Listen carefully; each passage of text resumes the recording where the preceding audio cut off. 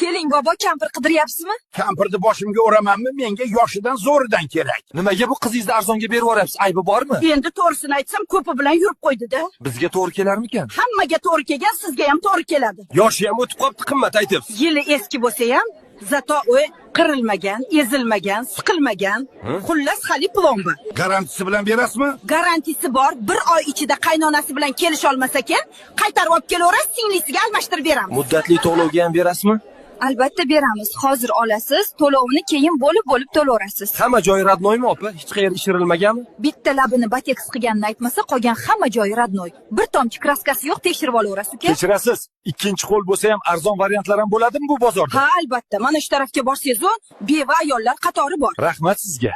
Qizingiz nimaga ajrashgan o'zi? Qo'ling singir iplos eri ichib kelib juda ko'p urardi. Bechora qizimni ko'karmagan joyi qolmasdi. Yo'g'e udar yeganmi? Strashli bo'lmaganmikan? Yo'q, arzimagan petnolar bo'lgan desa, lekin ichiga o'tmagan. Bechora qizim eri o'lgandan keyin 5 yil ko'chaga chiqa olmadi. 5 yil uyda o'tirdimi? Yo'q, uyda emas, ham qamoqda o'tiruvdi. Bir hafta oldin chiqardik uka. Zato hozir programmasini obnovleniya qilganmiz. Endi umuman eriga gap qaytarmaydi, qaynonasini hurmat qilish funksiyalarini ham qo'shganmiz. Barakami? Baraka. Mart yig'it ekansiz. Sizga bonusiga 2 ta bolasini ham qo'shib beramiz.